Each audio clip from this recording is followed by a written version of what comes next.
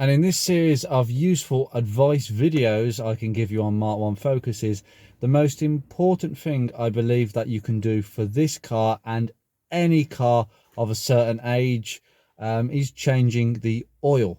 And I'm going to tell you everything you need to know about the oil in your Ford Focus Mk1 and some of the common misconceptions that have been swimming around the forums for quite a few years. Now, a question that keeps coming up frequently is, can I use semi-synthetic oil in a Focus Mk1? You can, but it's not recommended nor advisable for long periods. And there's a simple reason for that.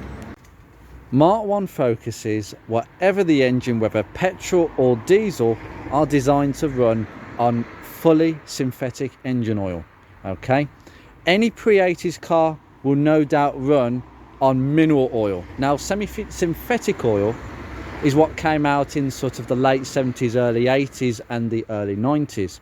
My Rover 45 with a K-Series engine runs on semi-synthetic engine oil, and it was designed for that. It is an engine from that time, and that was the going course of concern. Now, mineral oil breaks down much quicker than semi-synthetic and fully synthetic.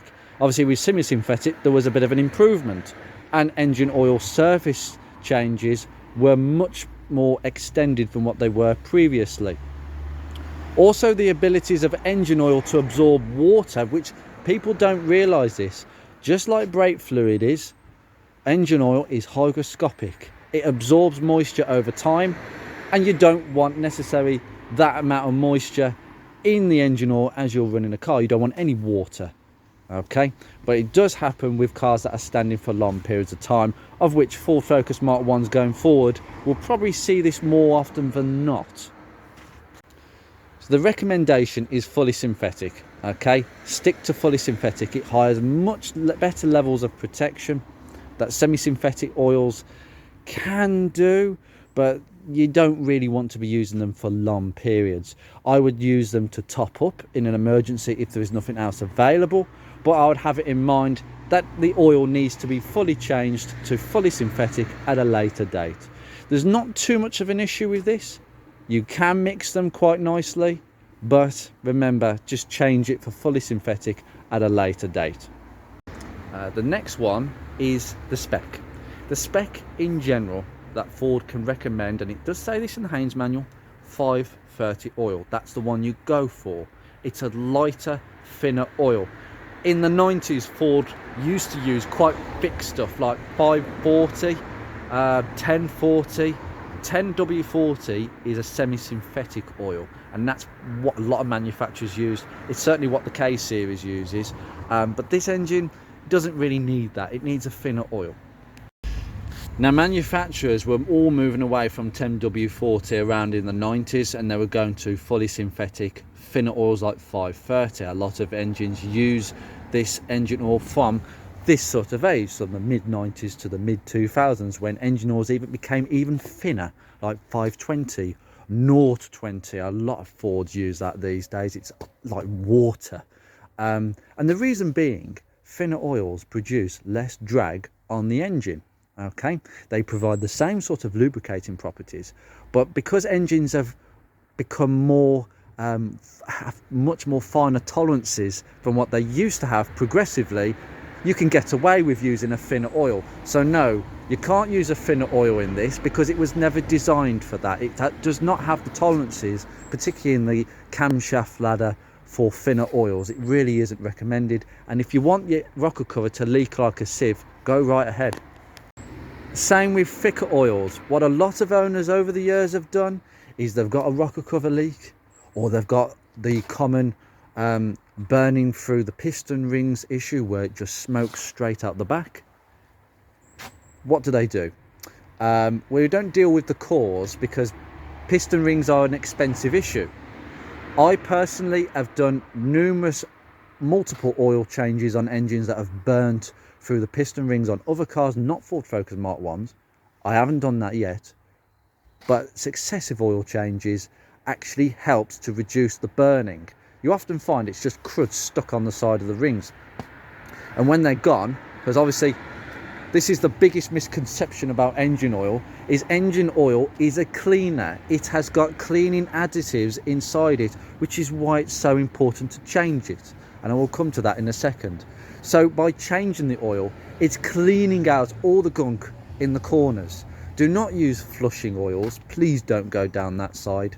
It is not necessary. What you need to do, in this case, if you have got some burning oil or the rocker cover is leaking, change the rocker cover. Don't change your engine oil, because then it starts affecting other things. And then if it's burning out through the exhaust, you can try a thicker oil. 5W40, 10W40 or 5W40 is an absolutely fine recommendation if your car is burning oil and you've tried multiple oil changes, you've tried a few snake oils as I call them, and it hasn't worked. That is absolutely fine. But that's the only case that I would ever consider using a thicker oil on an engine. If it's leaking from, I don't know, the sump gasket, which this won't have, but it's leaking from the sump or leaking from a corner, find out where it's coming from. Replace a gasket. They can leak where the camshaft with the rocker cover meets the timing cover at the bottom where you got the wheels. You put a blob of silicone at the ends to stop oil going down into the timing belt cover. If it is leaking from there, it's a simple job of blobbing a bit of silicone on. They can leak through the camshaft, the camshaft position sensor. Completely forgot its name. It's got an O-ring on it. It can leak. Mine has leaked in the past. I replaced it with a newer one, with a new O-ring, because you can't buy the O-ring separately unless you've got an O-ring lying around, which I didn't have at the time. And it stopped leaking. There are not many places where this will leak oil from. These engines are really not known for oil leaks other than the rocker cover. So if you've got rocker cover leaks, change the rocker cover gasket. It's not too hard a job. Or if so, pay somebody to do it. Don't change the engine oil, because that's not really getting around the issue. It may make the oil leak less obvious, or may even stop completely, but you just don't want to be using the incorrect oil, because then you're affecting other things, particularly the rest of the engine. But you just don't want to be using the incorrect oil, and a thicker oil in this case. Now remember, a thicker oil is going to increase the internal friction with inside the engine. That may not necessarily be a good thing for the finer tolerances down in the crankshaft ladder, which supports the bearings. There is actually a crank bearing ladder on the bottom of these engines. All the Zetec engines have the same design at the bottom. It's very fine tolerances, and 530 oil is the perfect balance between not too thick and not too thin. It is as simple as that. In terms of servicing, change the oil every 2 years, regardless of mileage, especially if the car has been sitting and not working that much.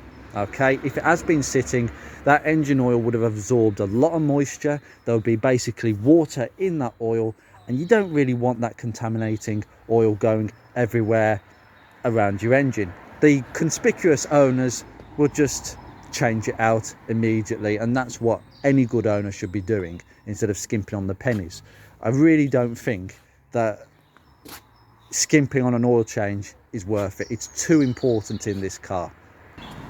I mean, the main reason why people switch from fully synthetic to semi-synthetic is, number one, it's cheaper. And I think that's the only reason why anybody would buy semi-synthetic over fully synthetic. Cheap. And again, the same with the servicing. Cheapen out and extend the servicing. It's not good for the engine. It might be good for your wallet, but it's not good for the engine. And it won't be good for your wallet in the long term if you intend to keep it in the long term. That is a big problem with these cars. How many people want to keep these long term? Well, a lot of these are still seen as Bangonomic territory. They shouldn't be now. They should be looked after. So please, look after your cars. If you want to keep it for more than a few years, and sell it on with a working engine that runs as nice as mine, like a Swiss watch. The only thing about these engines that can get a bit tappy is obviously you got the cams and the solid tappets. They're not hydraulic, so they will make a noise. You'll hear it as you're driving down the road, depending if you've got sound deafening or not. In my case, that is not something every model got. Also, really importantly, is not just what type of oil and how regularly you're changing it. It's important that Focus Mk1s can leak oil, they can burn oil, as I've said, and that means you need to check the level on the dipstick extremely carefully. I would literally recommend you simply check the oil once a week. I'm not joking. Depending on how often you drive the car, that would be ideal. Now, this dipstick, by the way, be very careful of these handles, because I've known one to snap on me, and the O-ring again is fighting me. There you go. Just do what I've done and just give it a twist. Don't start doing that, because the handle will break.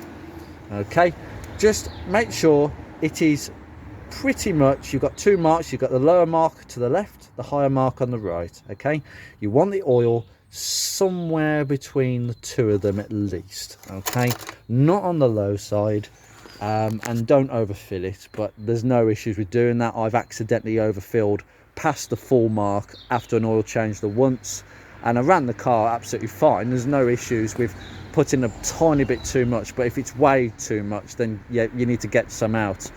You might have to take the drain plug back out just to get some out, just a little bit. Now, I'm going to do an oil change going forward, so I will probably show you more about that as I do it, and how I go about getting as much oil out as possible.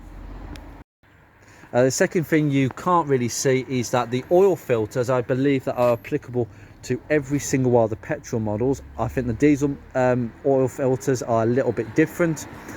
They're a completely different parts number, but you've got a short one and you've got a long one. I don't know why you can get a short and a long one, but it's just best practice to get a long one, because you've got bigger capacity, bigger filtering capacity, and it will last a lot longer. The shorter ones are okay, they'll be fine, but have it in mind when you, if you want to stick to the 2-year oil change, that's absolutely fine. If you want to extend it a bit more for whatever reason, you think the oil's actually okay, it looks a good color, it's a golden color, then you can leave it a bit longer. But ideally, get a long filter. You don't need genuine Ford ones. I've ran on Borg and Beck ones. They're quite long, the Borg and Beck ones, and that's the one I've got on there now. You've got like Bosch and all the others, but the Borg and Beck ones have been fine for me for years. But some people stick to the genuine stuff. I think oil filters are really not necessary to stick genuine, as long as you're not buying the cheapest. Buy at least the second cheapest, as they say. But with regards to the oil level, okay, owners don't check this, and these cars are really, especially the petrols, are really peppy and fun and enjoyable to drive. But please check your oil if you're going to put your foot down on the gas, because if you drive around like Colin McRae and your engine has got very low oil or very little at all, this is what happens.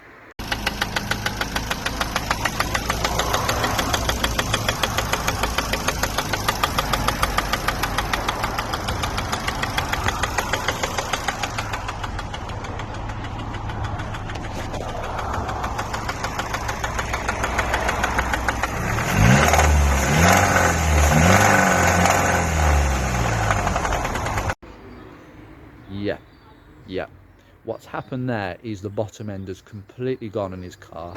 The bearings are obviously shot and down to the copper. The big ends are moving off the crank, and you're getting the knocking. And sooner or later, if you continue to run that engine in that manner, in that condition, you'll probably say hello to a piston very soon through the side of the wall. That does happen quite a bit, and down the years I've seen so many owners with engines that knock like that, and it's just simply down to not checking the oil level. I think, practically speaking, and I'm not condoning this, but they are fun to drive, these cars, and you should enjoy them, and you should put your foot down on the gas, because they're great torquey revvy engines. They sound great. So yeah, don't feel the need to not put your foot down, but if you're going to do that, check the oil level every week, okay? And you can then monitor it to see if you are burning any oil.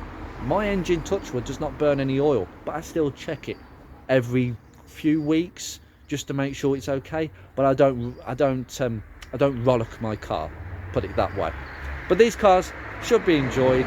You should be able to put your foot down, and I think these engines, regardless of whether it's a 1.416 Sigma or the 1.8 2-litre Zetec, they will take huge amounts of abuse with good quality engine oil, like I've said, fully synthetic 530 at the correct level. It's as simple as that. Before I go, I thought I'd do a shout out to Dave Booth. Thank you for so much for me using that footage. Basically, Dave owns that particular car in that little clip with its engine completely knackered. He didn't own the car at the time. He actually sold it to somebody who basically drove it like Colin McRae, didn't check the oil level, etc, etc. He's now bought the car back, and he is actually restoring the car, and he has been sending me so many updates on what he's doing. He's basically doing exactly how I would rebuild a Focus Mk1 in similar ways to the way I've done it, and I will definitely be sharing his story with you guys, because I think people like Dave, who are absolutely putting themselves in the deep end with a Mk1, it needs to be seen, it needs to be shown, and for the benefit of other people who may be thinking about delving into their Mk1 but haven't quite got the confidence. I'll tell you now, there are people who are quietly going about these rebuilds and restorations who, unlike people like me, do not want to put it on YouTube, do not want to, don't feel as if they want to share that, but they don't want to basically showcast it. They just want to quietly get on with their work. And Dave has been sharing a lot of me, and I know he's absolutely fine with me doing a feature, because he will love that. That Focus, by the way, is a Ford Focus Silver 51 plate, and it needs some TLC, but like they all do at almost 22 years of age now. So I will leave you there. Thank you so much, Dave. Speak to you soon. So the rest of you, take care.